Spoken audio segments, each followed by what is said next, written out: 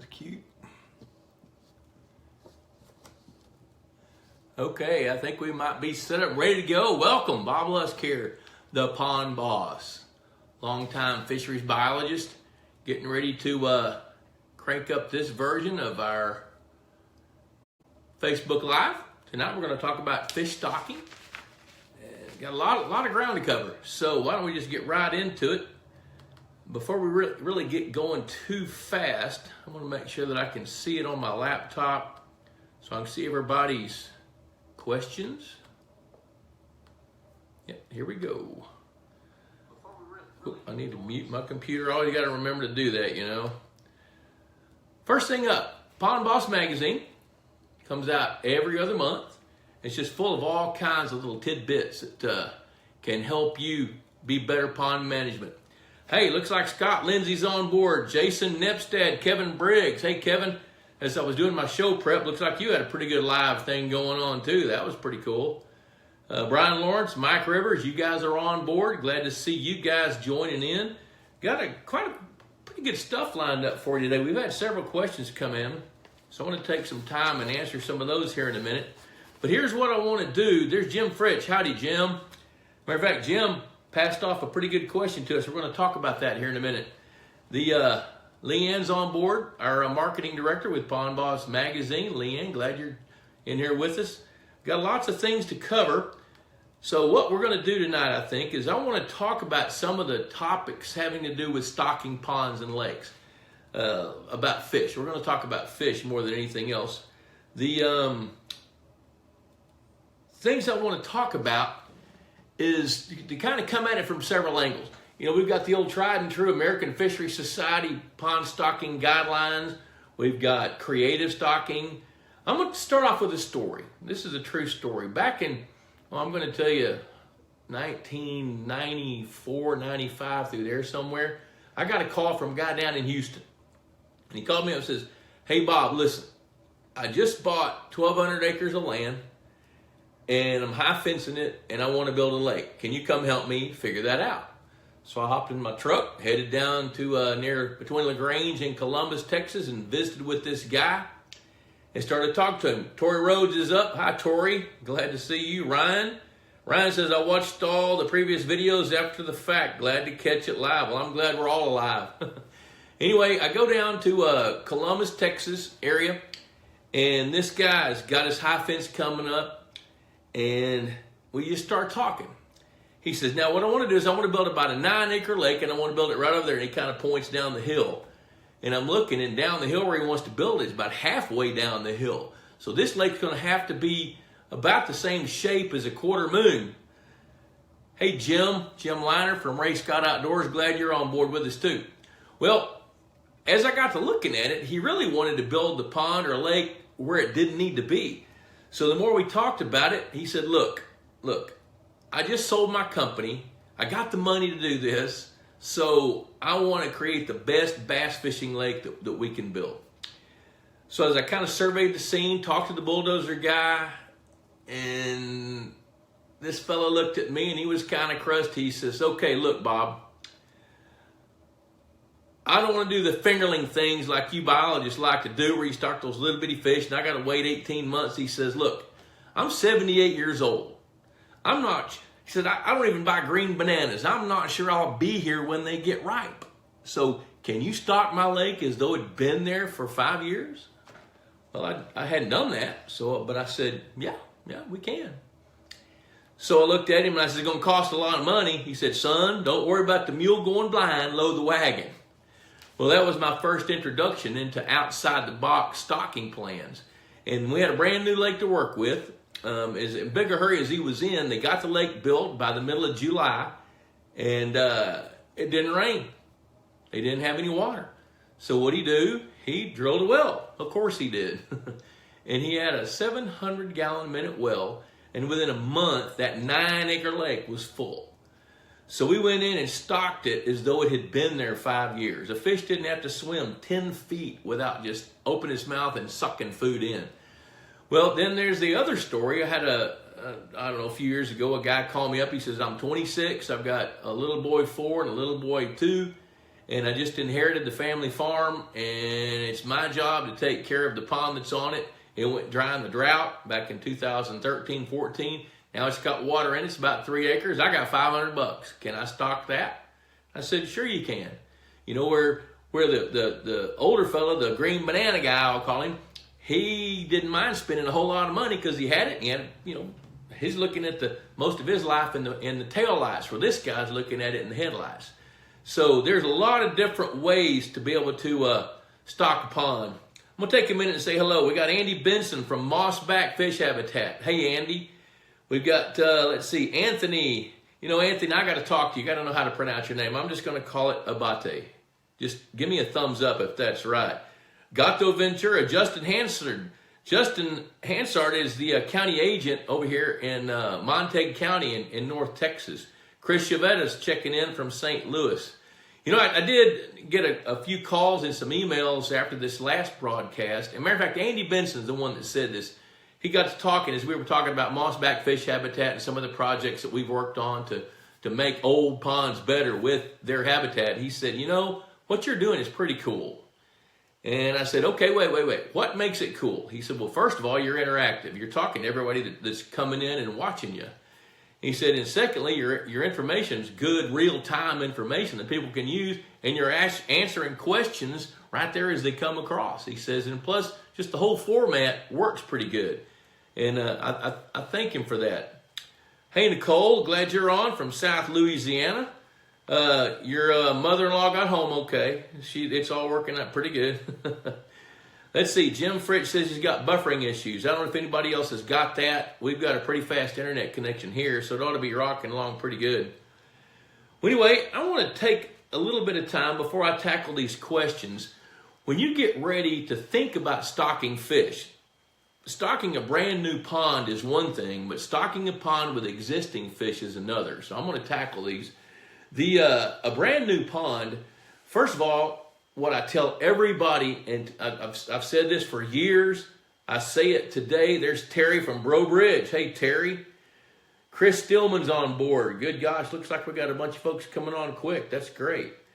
The first thing you need to know I tell people you got to have goals. If you don't have goals, you're not going to get there. You know, so what I mean by that, you know, 30 years ago, 35 years ago, if somebody wanted a pond, they got in touch with the local earth mover. He came out and moved some dirt around, rearranged some things, and presto changeo, you got a pond. And then, oh, by the way, you can put some fish in it. You know, it's not like that now. Today, people build ponds for a purpose. They build ponds for, or just take our house, for example. I live about 2 miles from where I'm sitting right now. We have 8 ponds on 12 acres.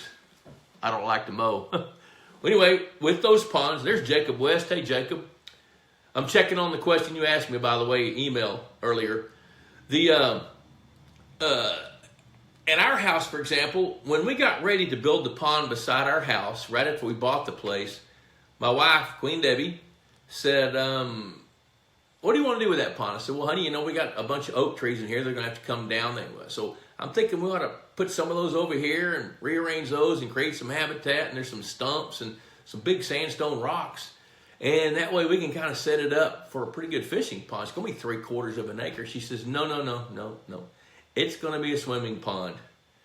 I said, oh, honey, wait a minute. I'm a fish guy. She says, maybe you didn't understand what I said. It's a swimming pond.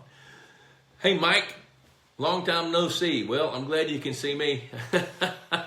I'm glad you're there. Yeah, we need to catch up one of these days, man. Well, anyway, so as we started putting together the program at our house, here's what we have. We have 2 ponds that we designate as hatchery ponds, and we grow fish in there to either eat or to sell on our pond management business with Bob Lusk Outdoors. We've got another pond. It's the swimming pond right beside the house. Got a zip line, a dock, a ladder to climb out, and one of Debbie's favorite things to do is to strap on a life preserver, a kind of a floating thing around her waist on a hot July evening around 5:30, 6 o'clock. Bring down a bottle of wine, open that bottle of wine, and have a glass of wine while she's floating in the pond. I kind of hate to admit it, but I like that too. It's pretty fun.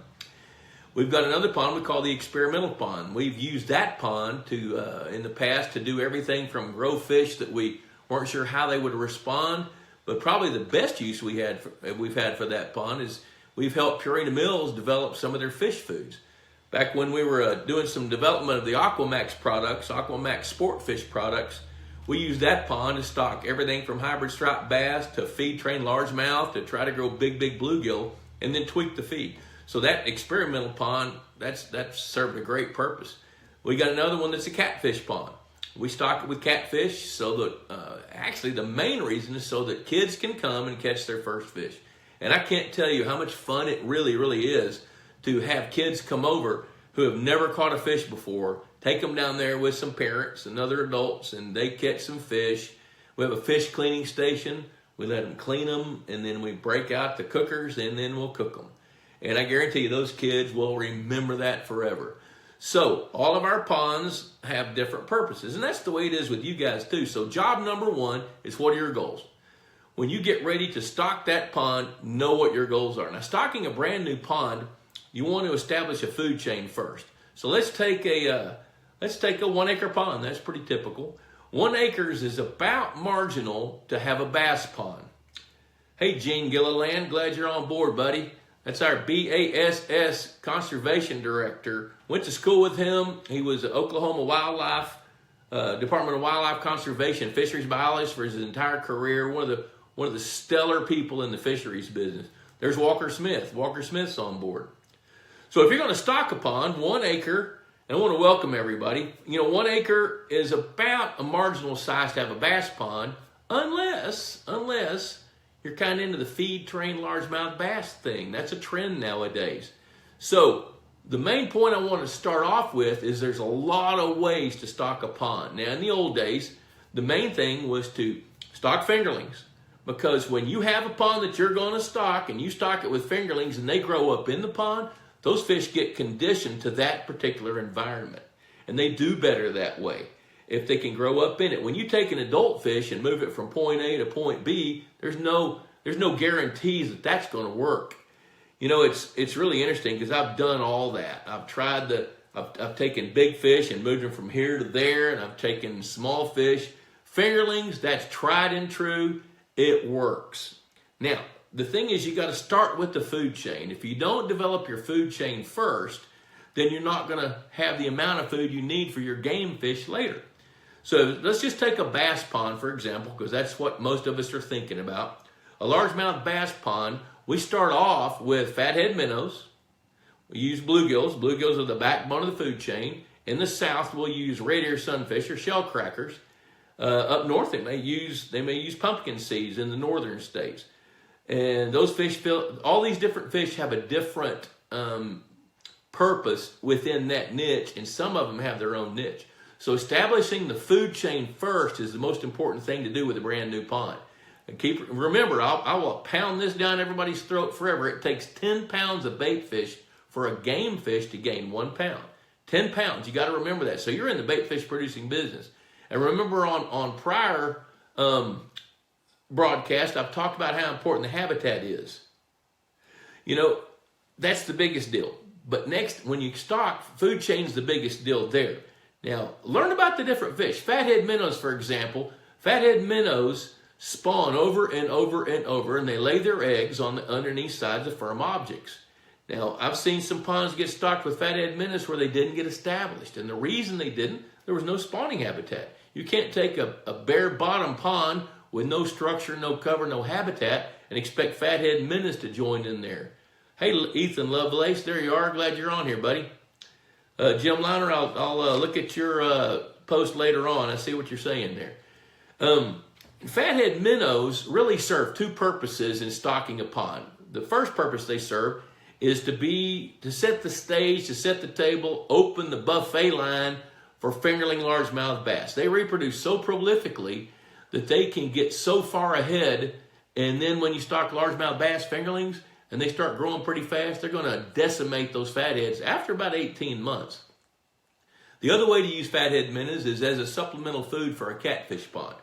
So if you want to stock a catfish pond, fathead minnows are a great supplemental food for those fish. But that's the two reasons to use fathead minnows. Don't use fathead minnows in a pond that has bass already. That doesn't work. Hey, Leo, wind all the way from the West Coast. It's 4:30 over there, buddy, or 4:45. Glad you got off work to come hang out with us. The other thing is bluegills. Now, when you get south of the Mason-Dixon line, bluegill are considered the backbone of the food chain in bass ponds.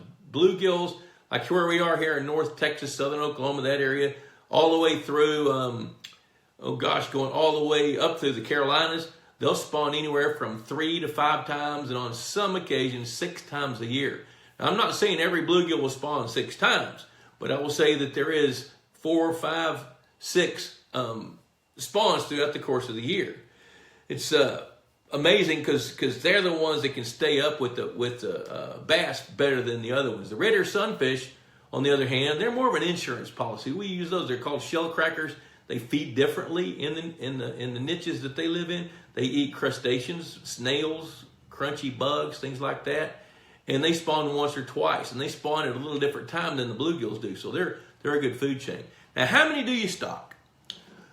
That's a cool question. If you're gonna, kind of the general rule of thumb that the American Fisheries Society has come up with, and I believe this because I've seen it work over and over and over.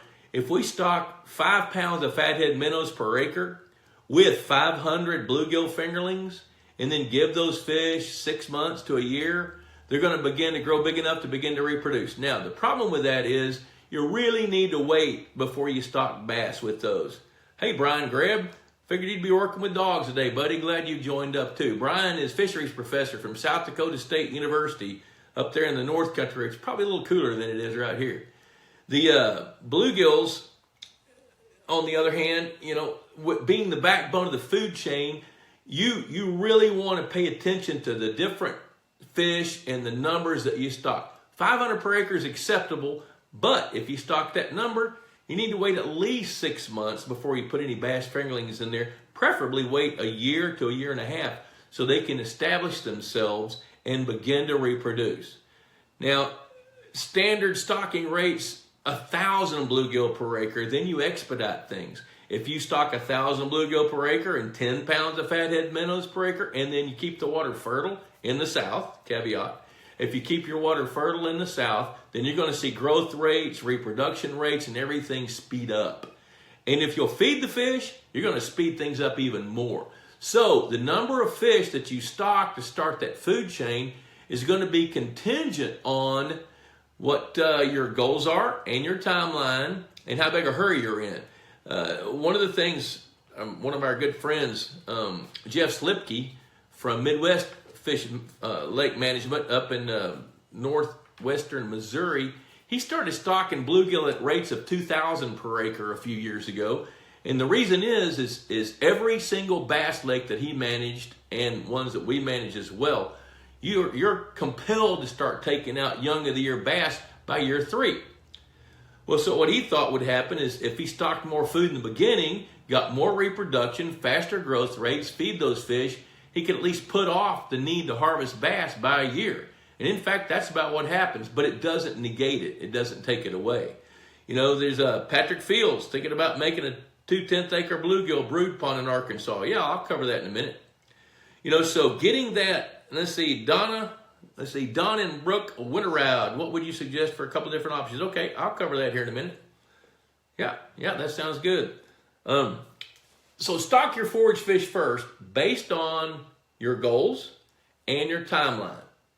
If you're like the guy that doesn't buy green bananas and you want to get it done in a hurry, stock more fish. Now, we'll be happy through Pond Boss Magazine with our vendors and our partners and the people that we work with to help you come up with a good stocking plan. So we can help you with that, help you get it like you want it. And then as we go this evening, I'm going to talk about some of the ups and downs of the numbers of bass that you stock. Standard stocking rates of largemouth bass, for example, the book tells us to stock 50 to 100 bass per acre. Now keep in mind, most ponds that aren't managed can support anywhere from 50 to maybe 75 pounds of bass per acre. So if those fish average 2 pounds, that's 25 fish, not counting the young ones that they reproduce. So your management strategy, how you want to go forward after you stock it, should have an impact on how many fish that you stock. Let's see, we got Victor Moberg, I did 2,000 bluegill. All right, I'm going to cover that. Yep, we'll talk about that here in a minute. So, what about catfish? Anybody want to stock catfish? Raise your hand. Here's what I tell people about catfish. While your bass, bluegill, fathead minnows, they're going to reproduce. Bluegills and bass are going to be there for a long, long time. Fatheads are going to go away. Catfish, don't look at them that way. Look at catfish as a put and take fish. You're going to put them in, you're going to grow them up, you're going to harvest some, and there's going to be some attrition. So when somebody asks me, how many catfish should I stock? I'm going to ask you, are you going to harvest any? And if you're not, then I'd say stock 50 per acre. If you're going to put them in, let them grow up. That's a good number. If you're going to harvest a few, stock between 100 and 200 per acre and feed them. Now, when they hit about 1.5 pounds, start taking them out. Start harvesting some of those. Now, if you want to get pretty serious about it, you can stock 500 per acre. You can do that. But you're going to have to catch a few out, because if you don't, nature will, and you won't like what nature does. So your stocking rates decide the species of fish that you want, pick the numbers that you want based on your goals and your management strategy. Don't stock heavy if you don't intend to keep the water productive and feed the fish. If you do those things, then you can bump up the numbers and get yourself where you want to go a little faster. So what about stocking different sizes of different species of fish? You can do that, but you need to have an understanding of the consequences of that. One of the things I preach about all the time is every decision that we make as pond managers, there's consequences for it. And what you need to think about is, what are those consequences? If you feed fish, they're going to grow. That's a good consequence. You go out and take out all the vegetation and you cause a fish kill, bad consequence. So you need to think about the consequences of what you're going to do before you do it. And that includes how many fish you're going to stock. I looked at a lake, 6 or 8 months ago, back in the fall, where the landowner had stocked fathead minnows and bluegills and intended to stock bass, and 5 years later he hadn't done it. What do you think we saw there? Yeah, let's ponder that for a minute. When we launched our electrofishing boat and started looking at those fish, we literally saw thousands of bluegill about that long that were sexually mature, but that's as big as they're going to get. So by stocking some, and fathead minnows were everywhere. And so the bluegills were eating fathead minnows, and the fathead minnows were all pretty much from about, an inch long to about close to 2 inches long. And the only reason there were a lot of fatheads is because they had a lot of shallow water where they could escape and not get eaten by bluegills over time. So he said, okay, now what happens if we go ahead and stock some bass? I said, well, that's what you need to do. But what's going to happen is, as these bass grow, you need to stock bass that are at least 10 to 12 inches long so they can thin out the numbers of those overcrowded, stunted bluegills. And if you do that, then that'll make room for some younger bluegill to come up and fill that slot. Then you got a chance at growing some bigger bluegills for better brood fish down the road. And we stocked, I think it was 20 10 to 12 inch bass per acre for that 4 acre body of water. Let's see, Breach Leatherwood's got a question. We'll talk about that here in a minute. Okay, so I'm kind of at a stopping point. So I'm going to give you the bullet points of what I just told you. Figure out how big the pond is. Have your goals. Create your stocking program before you go stock the fish. Another little hint is your caveat emptor. Let the buyer beware. It's up to you to come up with your stocking plan. Keep in mind, if you call a fish hatchery to create a stocking plan, their job is to sell fish. You need to go tell them what you want. Don't totally depend on them. There's Lindsay Backshe's my daughter. Hey, Lenny, glad you're on here with us.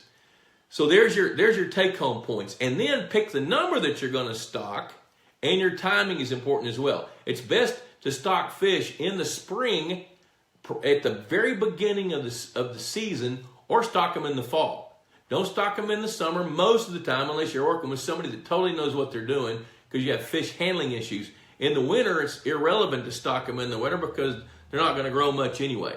So you want to stock them, depending on the part of the planet you live in. Where I am, we can stock probably the middle of February all the way until about the middle of June. And then we tone it way, way down. So there's a few take-home points. So I'm going to pause right now and answer a few questions. I'm going to answer the ones that I've got written down here. Leanne typed up for me today, and then I'll scroll back through and hit the questions that have been asked here tonight. So here we go. Jim Fritch, you've been waiting for this. Where is a good place to buy American pondweed? Anything near Waco? Now, Jim lives in Paso Robles, California, and has a pond near Waco. Well, Jim, I typically don't buy American pondweed. What we tend to do is, of course, we're in the pond management business, so we've got an advantage where I know where there's American pondweed, and we'll just go transplant it. You know, I'm sure there are some sources that sell it, but around Waco, Texas, I promise you, there's ponds that have abundance of that stuff, and the pond owners probably would be happy to loan you some. And that's the route I would take. I would go find a place that has some. Now, do it in the spring after it's sprouted, and just before it starts to mature. You can even do it in the summertime after it has matured. But when you do it, dig it up, be sure and get some roots with it, and go transplant it in similar water. Don't go out and put it in water 8 feet deep. Put it along the shore in similar depth as what you pulled it out. That's pretty important to do that. Let's see, John Funk from Midland, Michigan. Half-acre pond, 3 years old, stock 25 bass, 125 hybrid bluegill, and 25 channel cats. Want to add 50 to 100 regular bluegill and about 50 to 100 yellow perch. Sound about right? Well, let me do this. If you've got bass in there, you need to stock bluegills. Now, see, your hybrid bluegills, they will not reproduce at the same rate that bluegills do. 95% of the hybrid sunfish, hybrid bluegills, are males. And the others that are females, they can't reproduce with those males. So it's a little bit complicated, but here's the bottom line. They cannot reproduce enough to sustain the fishery. Bluegills can, but stock bluegills, if you're going to stock 50 to 100 bluegills in a half-acre pond, I agree with those numbers, yes. But be sure they're big enough that the bass can't eat them and they can begin to reproduce. So what I'm going to tell you is stock them 4 to 5 inches or bigger if you can get some that are bigger. 50 to 100 yellow perch. Now, if you want to stock yellow perch, you can. And since you have bass, then the likelihood of them overcrowding is a lot less. Bass, largemouth bass will dominate that fishery. But the same thing holds true for those yellow perch. Stock some that are big enough that they can escape predation. And if you don't want them to reproduce, then they lay skeins of eggs and attach them to brush and vegetation. So if you don't want them to spawn, don't give them the habitat to spawn on. Second question he has: do yellow perch feed more in winter than the others listed? And if so, should I add fathead minnows just before we get ice? Thanks, I love this hour. I love it too. Don't stock any fathead minnows. The first part of the question: do yellow perch feed more in the winter than the other? Yes, they do, because they're cool water fish. So they're going to feed more than bass, hybrid bluegill, and channel cats. When the water gets cool, those fish slow down. Where yellow perch actually speed up with their feeding in cooler water. And believe it or not, yellow perch feed even more actively when water temperatures in the upper 60s. So they're going to feed heavily at the same time that your warm water fish are going to feed heavily. But your question was, are they going to feed more in the winter than the others listed? Yes, they are. Let's see here. Next, he's got another question. If you have yellow perch in your pond, should you stock it up with fathead minnows just before ice? No, because the fathead minnows, I'll tell you what, if you stock fathead minnows in a cold pond just before it ices up, then you're doing no harm. Now, what you're basically doing there is you're going to chum for the fish that feed better. Like, if you want to use fathead minnows to chum your yellow perch, that could work. Because if you're going to be fishing with fathead minnows when you have ice, then that could be a good idea, but biologically, it's irrelevant. Those fatheads are not going to survive very long because they're going to get eaten by something. They're not going to establish. Okay, Scott Lindsay says here, Scott's from South Carolina. Scott says, my Texas Hunter feeder is on the way. Outstanding product, good decision. Great stuff. Be sure and feed Aquamax fish foods. I'm starting my feeding program this spring in Carolina. What are the feeding basics? How many times a day, the best area to place a feeder, and what feed do you recommend? I recommend Aquamax. I know there's other great feeds out there, but I have got a lot of confidence in that feed because I've used it for a long, long time. Okay, what are the feeding basics? The feeding basics are, you have a couple of choices. What most people do is they supplement what nature provides in the pond. So in essence, you're giving the fish something a little bit more than a snack. But you want to feed a good feed as well. Now, if you're going to be feeding catfish, feed a grain-based fish food. If you're going to feed predator fish like feed-trained bass or even bluegills, you want to feed a fish meal-based fish food. Those work the best from my years of experience. That's what I would do. How many times a day? You know, when the water temperature is in the, I'm going to tell you, the low 60s up into the upper 70s, when a fish eats fish food, it takes it a little bit less than 8 hours to digest it. I think if you feed a couple of times a day, feed what they'll clean up within 3 minutes, maybe 5 minutes at the most. If they're not cleaning it up within 3 to 5 minutes, then you're feeding too much. If they eat it all within 10 seconds, they'll eat more. Now let your back pocket be your guide on that. You know, I've got guys telling me that they're feeding 50 pounds of fish a day through fish food a day through 5 feeders in a 12-acre lake. You know, and heck, that's $40 a day. You don't have to feed that much. Now, if you want to feed to produce more fish, if that's your goal, then you can feed as much as they'll eat. You know, and you can feed them 3 times a day if you want to. We got some people feeding more than that. Feed them at least once. Think about twice. If you're going to feed them the second time, do that during the prime months, which is going to be when your water temperatures are, say, 60 up to 80. You can feed twice a day. And once it gets hot or cold, cut it back. How about best place to put a feeder? Where you can fill it. Now, I'm going to say that a little bit tongue-in-cheek, but the reality of it is this. You've got to be able to get to it to fill it. And it depends on your feeding strategy. If you want to feed small fish, put it near shallow water. If you want to feed big fish to where feed little fish where big fish can eat the little fish, feed it over deeper water. So there's a whole bunch of different ways to do it. Let's see. Kevin Briggs says maximum feeding twice a day, if you want to. I mean, I've got some guys feeding 3 times a day because it takes about 8 hours for fish to digest their feed. The people that are feeding more than that, what they're trying to do is feed multiple fish. In other words, you have the feed hogs. You got those that make it to the feeder fast.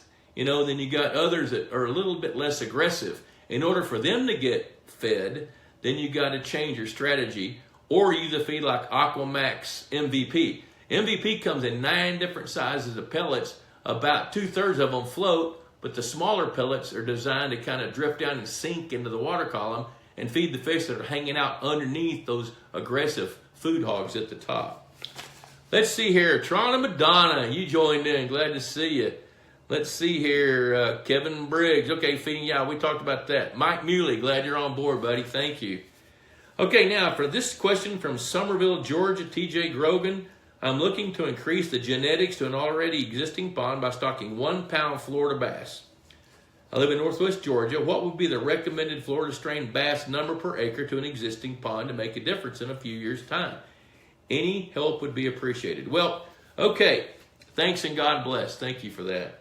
I'll tell you this. If you're going to stock 1 pound pure strain Florida bass into an existing pond to increase genetics, that's like changing bulls in a herd. You don't need that many. If you've got, now before you stock those fish, you need to have an understanding of what you've got. So I'm going to go based on a kind of an assumption here. I'm going to assume that we have a lake that's pretty well in balance and that you've got multiple sizes of different species of fish. If you want to put 5 of those 1 pound bass per acre, that's plenty. Now, if you've got a pond that's overcrowded with bass, then I don't know that you want to do any until you correct that fishery to get it to where it can accept the new fish. Now, if you're putting those fish in there to just influence the spawn, 5 per acre is plenty. Now, if you're wanting to put them in there where they can influence the spawn and you got a chance to grow some of those bigger, you need more because the statistical chances of all those fish growing up to be large are minute. You know, so that's the best answer I can give you right now. Ryan Johnson from Kansas City. I'm the guy with the 1 acre pond, and I have 12 to 18 catfish in it that we enjoy feeding daily. And you have them all named, I'm sure. There's Billy, Tommy, there's old Scarface up there. He got in a fight last year. Sizes range from 2 to 7 pounds, and we caught one that's 10.5 pounds. The bellies on these fish are the size of softballs from the pellets we feed them. Being that they are that fat, will they eat lots of bluegill and other forage that I want to be the base of my food chain? Will I still be able to grow bigger bass, 2 to 5 pounds, and have lots of bluegill to watch? Well, if you got a 1 acre pond with let's just do the math, and you've got somewhere between 12 and 18 catfish, you got somewhere between, and if they go from 2 pounds, you got at least 25 pounds of catfish up to 150 pounds of catfish in that 1 acre. That's a lot. That's a lot. If you've got 150 pounds, then you bet they're going to, just because they're fat and just because they wipe out the fish food that you feed them, doesn't mean that they'll snub their nose at a bluegill or even a bass. I mean, a 10.5 pound catfish will eat a 3/4 pound bass. You know, so I'm not going to tell you the 12 to 18 catfish will demolish your food chain. I don't think they will, because bluegills are resilient enough. So the follow-up question is will you still be able to grow bigger bass and still have lots of bluegill to catch?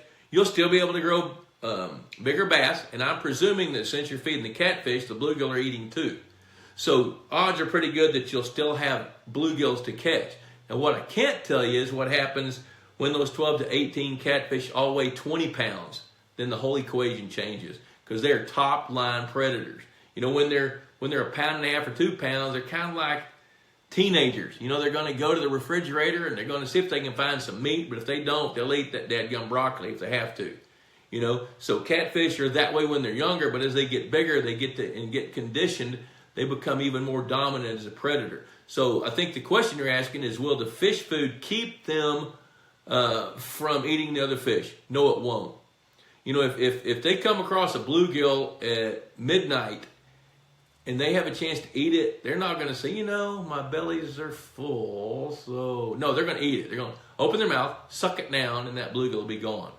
You know, the bottom line is, will it decimate the population? Probably not when they're 2 to 7 pounds. Now, when they get to be bigger, whole nother deal. Now, from the Pond Boss Forum, there was some response. If you haven't gone to the Pond Boss Forum, that's a pretty good resource.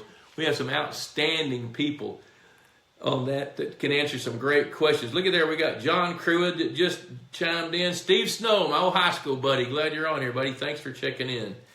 I'm going to hit these other questions, and then I'm going to scroll back and answer some of the questions that are on the feed here. From the forum, Bill Cody said, Pond Boss, work into the Wednesday night Facebook Live broadcast. Pond owners, don't forget, when you see a need to restock some fish, ask yourself, why is the fishery in decline? What is causing the problem? What is out of balance, causing a need for more fish?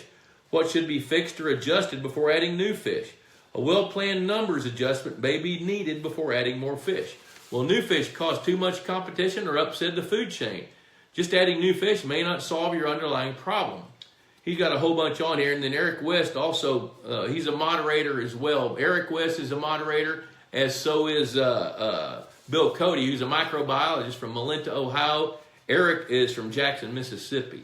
Eric chimed in and said, if the forage fish is short and the predators are not fat, then what? So here, I'm going to lead into that. So I'm going to take a few minutes and discuss that topic, and then circle back to the questions here on this feed. There's Cindy Maffei and my wife, Debbie. Hey, Cindy, how are things up there in South Dakota? And hi, honey. When you have an existing fishery and your bass are thin, for example, and you're just catching a whole bunch of those little dinks that are 10 inches long and just, don't look good, it's an easy thought process to say, well, I'll just go buy some bluegills and I'll stock those bluegills in there. Maybe so, maybe no. You got to figure out, why did that fishery get to be that way?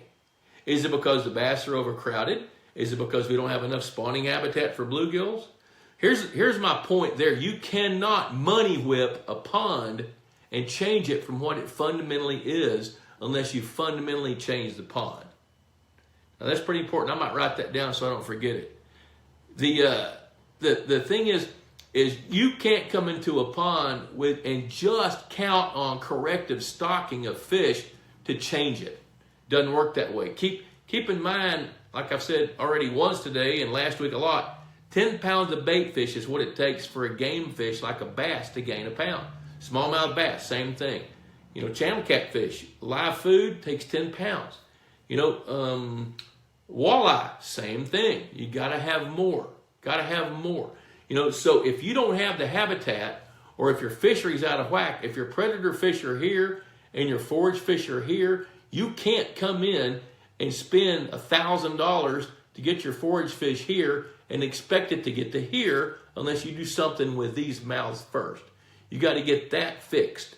So the bottom line is before you stock any fish at all, take stock of what you have and then make sure that corrective stocking makes sense. I'll give you an example of that. Some years ago, a friend of mine up in Oklahoma, Steve Cody is his name, owns Heavy Built.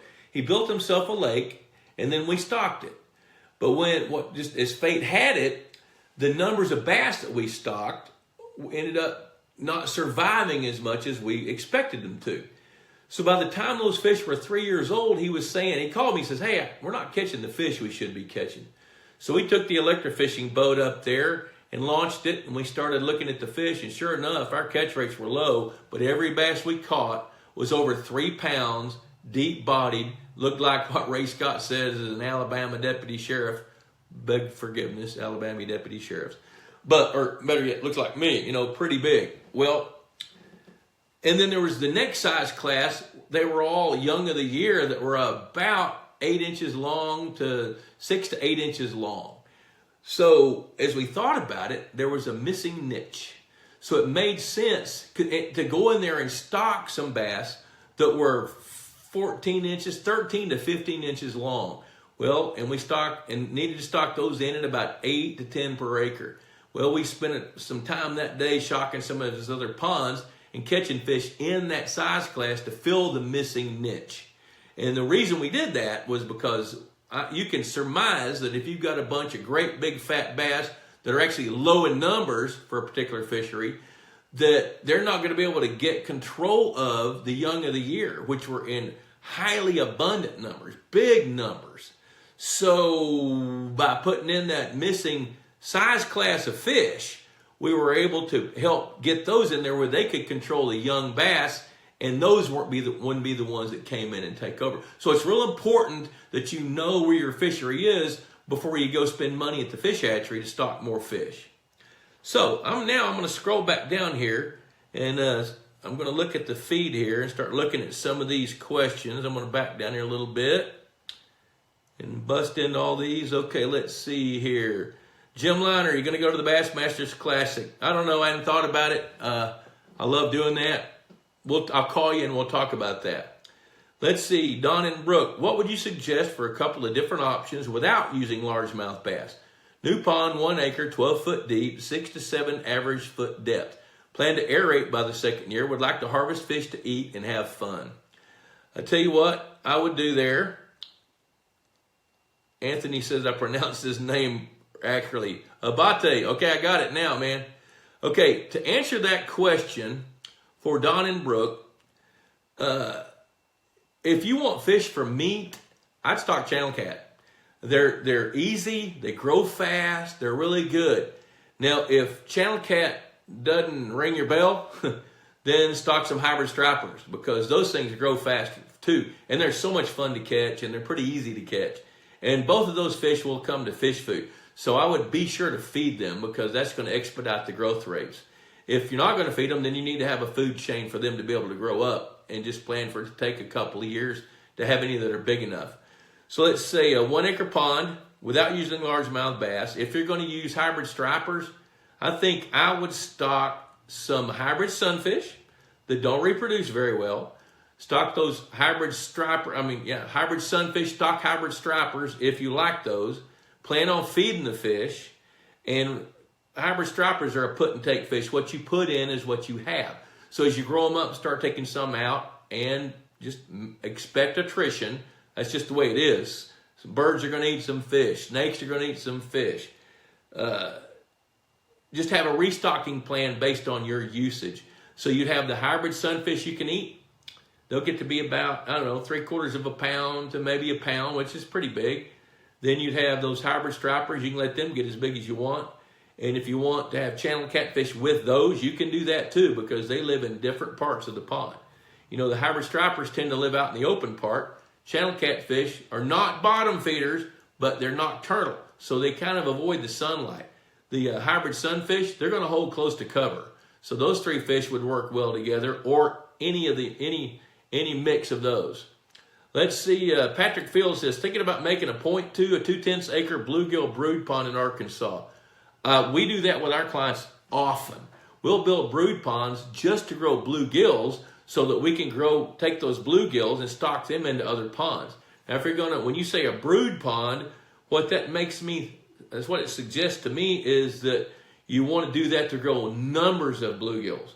Keep in mind, bluegills reproduce so much that you're going to wind up with thousands and thousands. Even a 2/10 acre pond, you can wind up, if you do that and you stock, say, 25 adults this spring and you feed them and you make sure your water's fertile, in Arkansas, which is Mecca for fish production, because that's where all the big fish farms are, sport fish ponds anyway, you're going to end up with anywhere from 12 to 25,000 little bluegills that you got to do something with.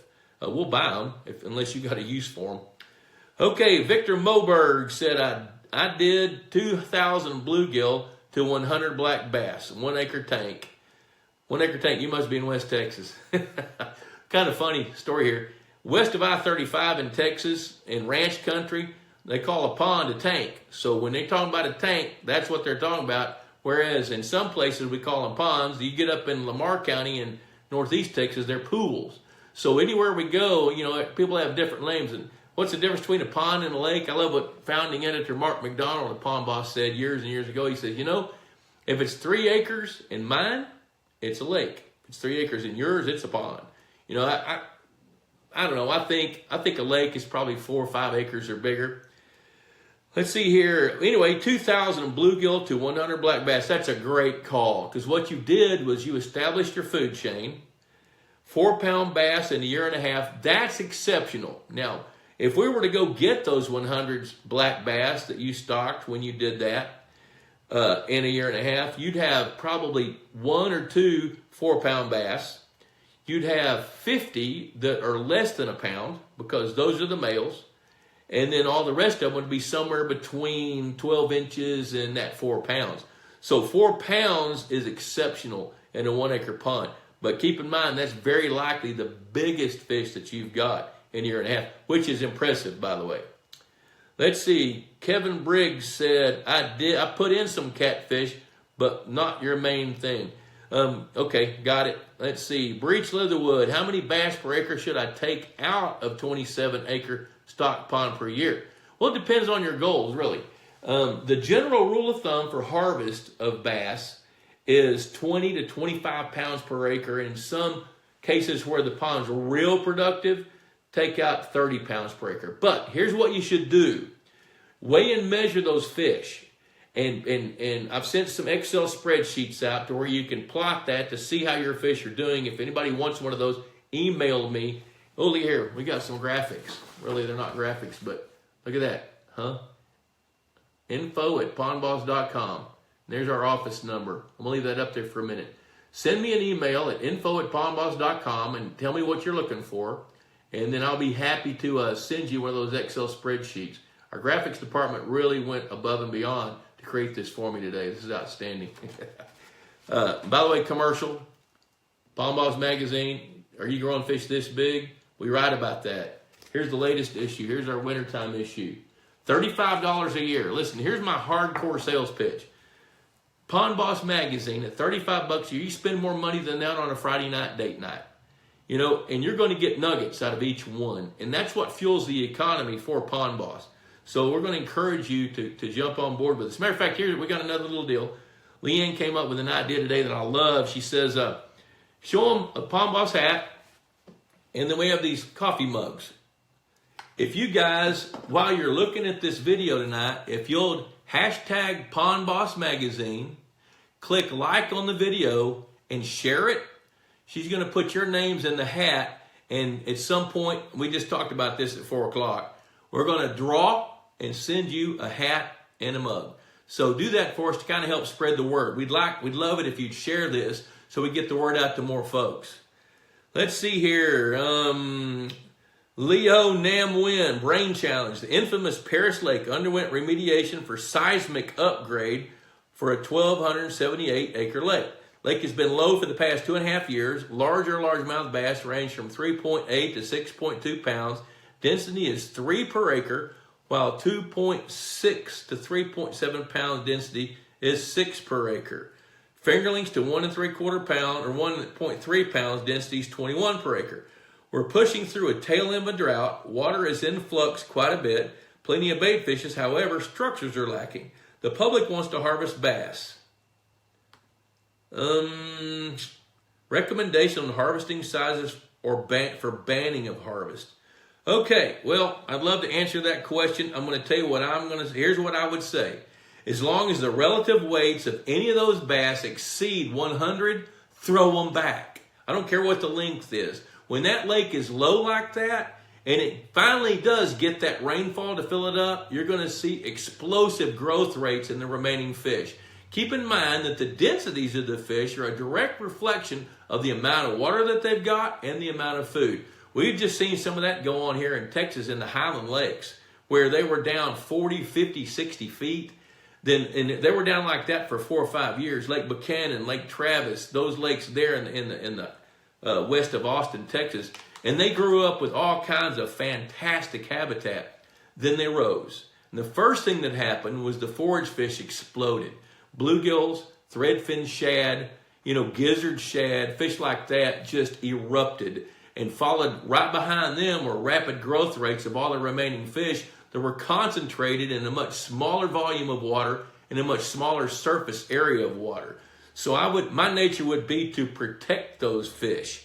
And I'd be tempted not to let anybody harvest any. Why would anybody want to harvest fish when their density is so low anyway?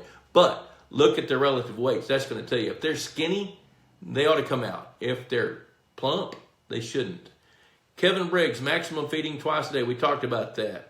Okay, prime season, I feed 3 or 4 times to do exactly what you said. Good. That'll make a difference. If you feed 3 or 4 times, then you're feeding more fish, because the first times you feed, you're feeding the feed hogs to satiation, and then the remaining fish are going to have a better shot at eating some of that fish food because the others are just full. Now, on that 3 or 4 times, I wouldn't spread those feeding times out evenly. I'd feed once, I'd wait an hour, feed again, wait an hour, feed again on the 3 feedings. That way you are spreading that feed out among more fish. John Cruid says, is it possible to establish a shad population in a 2-acre pond already established? Bluegill, largemouth bass, catfish, crappie, and mosquito minnows. John, yes you can. Now, here's a big take-home point for everybody. In order for you to establish any fish, you have to have their habitat, you have to have their food chain. So threadfin shad is what I presume you're talking about. Threadfin shad are filter feeders, so they need fertile water, and they lay their eggs on grass. Now, if you have that, and your fishery is not overcrowded too heavily with predator fish, you stand a good chance to establish those fish. Now, here's another hint with shad. Stock them during their spawn. Get them maybe 3 days, 5 days before they spawn. So if you're taking them from a wild source, be smart about it. Catch them about the time they're spawning, then your odds of success go way, way up. So yes, it is possible to establish a shad population in a 2-acre pond that's already established. We do that all the time. Walker Smith, glad you're back on board, buddy. I'm going to hit yours now. Do catfish do any good for bass in a 4.5-acre pond? Didn't stock this pond originally, but I've been told there may be a few in there. Could care less about catching cats. Should I try to get them out? Here's the answer to your question. Do catfish do any good for bass? No. They compete. And especially once they hit 2.5 pounds, they're going to be real competitive with the bass. So if they're not a target species for you, then I'd start setting some jug lines and see if I could catch some and get them out. If you've got a feeder, they'll come to the feed and you can shoot them. Wait, he didn't say that. Well, maybe he did. You can also trap them if you've got the right kind of fight net or the right kind of trap net. You can trap catfish if you want to. Let's see. Kevin Briggs, really amazing information. Hey, thanks. It's just what I know. Lydia Jacobs North from Athens, greetings. Howdy. Fred Bingaman, howdy. Mark Gaffney, Athens, Georgia, love it. Glad you guys are with us. Ryan O'Hanlon, what are your thoughts on stocking invertebrates, amphipods, bloodworms, and the like in new ponds? I love that. If you've got a source for them and you can get them in there, let's go. I think that's outstanding. Now keep in mind, this is the point I want to drive home. If you have the habitat and you have the food chain for whatever organism that you want to add, then they'll thrive. If you don't, they won't. You can't stock crawfish in a sandy pond and expect them to establish. Because they got to, now I'm talking about red swamp crawfish. Let me qualify that, because there are crawfish that don't need to burrow. But if they need to burrow, then they're going to burrow. If they're in sand, they can't. They won't make it. Let's see here. Tom Davis from Ohio. Victor Moberg said hello from Central Texas. Let's see. TJ Grogan, thanks for answering my question. You're very welcome. I've been a subscriber to the magazine for a year. Hey, man, write a testimony about what you think about Pond Boss. Let everybody else know. Kevin Briggs got his Excel sheet, so he's complimenting us on that. That's good. Oh, gosh, I just blew this thing up. Let me fix it here. Let's see. My wife's dear high school friend Carmen Martinez McCabe joined in. Hello, Carmen. Need to get together with Debbie Dobbs. Drew Gilchrist. I'd like to ink or tag the bass I stock in my pond from other lakes to track how they're doing. Where can I find fish marking systems?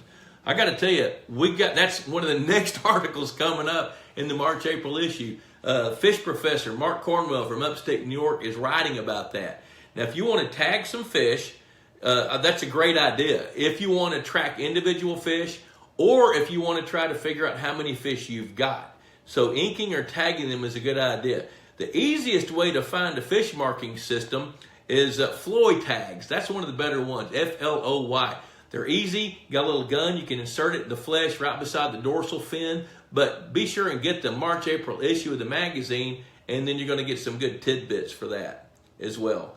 I don't remember if we have that on the pondboss.com store. It looks like somebody's put that in. Tim Jackson from North Carolina. Hi, Tim. Linda Jennings. That's probably David Jennings. Greetings. All right, let's see. Don and Brooks. Don says, would love to see you and Nate Herman collaborate on here somehow. Two great guys from different parts of the country. I'd love to get Nate. I'll call him. And once I'm kind of getting my legs under me on this thing here, and I'm starting to figure out that we can have some guests, and I know how to do that. I'll get in touch with Nate here in a few weeks, and we'll see if we can do that. Okay, Tori Rhodes, lake chub stocking with predators. I love lake chubs. We use creek chub suckers. We use red horse chubs sometimes, lake chub suckers. They're a really good forage fish to stock with largemouth bass. They're resilient. They don't over reproduce, especially when you're stocking them in where there's a good healthy number of predators. To answer your question, yes. Holy cow, it's 7:27. I got to rock. This hour's flown by. Robert Buckaloo, Jackson County, Mississippi. Greetings. Let's see. Walker Smith, shooting catfish sounds like fun. Well, you'll get one shot at one fish, then they're going to disappear, and they may not come back to the feeder for 4 or 5 days. Okay, let's see here. John Cruitt, on the shad, how many per acre should I add? Well, hey, Morgan Tyler, glad you're on. Danny Tolliver, glad you're there. John Cruitt, on the shad, how many per acre should we stock? I'll tell you this. If you're heavy on bass numbers, then you need to stock more, and your timing is going to determine that. Let me tell you this. I live, 5 miles from Lake Texoma. Back, I don't remember when it was, but it was in the late 90s, early 2000s. The water temperature dropped low enough to kill threadfin shad. That's a 90,000 acre lake. The Texas Parks and Wildlife Department stocked 20,000 threadfin shad in that lake, and then within 9 months, it was repopulated. So if you can stock anywhere from 200 to 1,000 per acre, that should establish you. But if you got heavy numbers of bass, then you're going to need to stock more. Another key thing about threadfin shad, as hard as they are to handle and as inexpensive as they are, most hatcheries have a minimum order that you have to buy. Let's see here. Danny, what month should I start feeding? I'm east of Sherman and Bells. Danny, I think you need to start feeding about the first week of March. Now, once the water temperature is consistently above 55, the majority of the species of fish that you have in a pond are going to start to feed. Let's see. Tori Rhodes, thanks, boss. You're welcome. Anthony Abate, will adding an apex predator like Tiger Muskies to an established pond with bass, bluegill, channel cats, bullheads, and carp help with keeping the rough fish population in check? If you can train them to eat only trash fish, they'll do it. They'll keep them in check.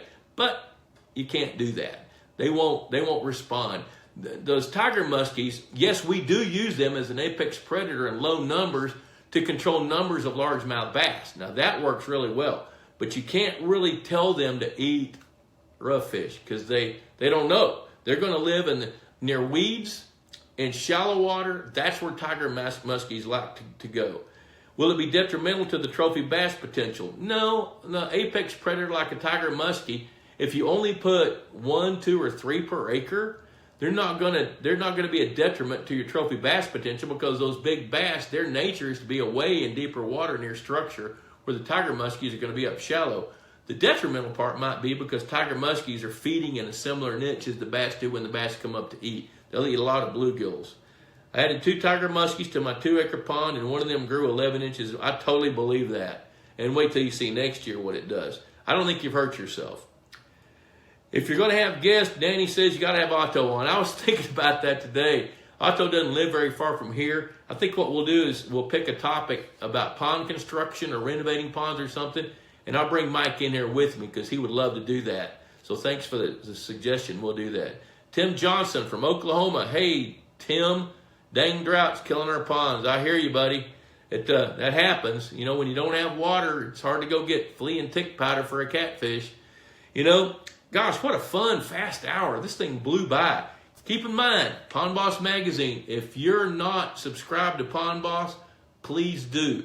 And I think I covered everybody's questions. If not, I'll scroll back through here in a little bit and answer them in writing.